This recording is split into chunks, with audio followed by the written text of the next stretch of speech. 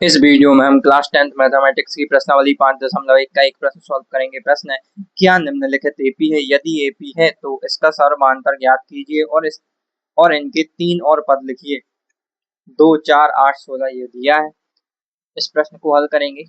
सबसे पहले तो हम लिख लेंगे, दिया है।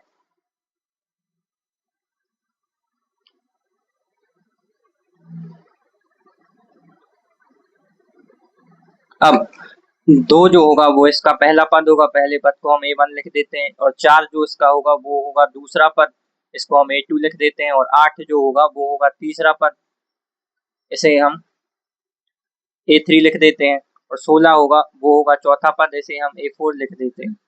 अब इसके बाद हम D1 को निकालते हैं। D1 क्या होता है? A2 माइनस A1, यानी दूसरे पद में से हम प्रथम पद को घटा देते हैं, तो A2 क्या है? 4 है, ये बराबर, और ऋण और A1, तो A1 2 है, 4 में से 2 को घटाएंगे तो 2 आएगा।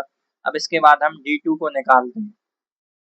D2 क्या होगा? A3 में से A2 को घटा देंगे, यानी तीसरे पद में से दूसरे पद को घटा देंगे, तो तीसरा पद 8 है, और चौथा, और ये दूसरा पद 4 है, तो 8 में से 4 को घटाएंगे तो 4 मिलेगा। अब हम यहाँ से देख सकते हैं कि D1 का मान 2 आया और D2 का मान 4 आया, और ये दोनों बराबर नहीं होंगे क्योंकि D1 का मान 2 है और D2 का मान 4 है, अर्थात D1 बराबर नहीं है D2 के।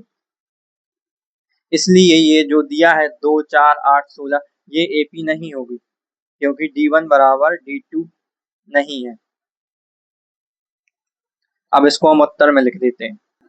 ये हमने उत्तर में लिख दिया, 2, 4, 8, 16 AP नहीं है, क्योंकि D1 बराबर नहीं है D2 के।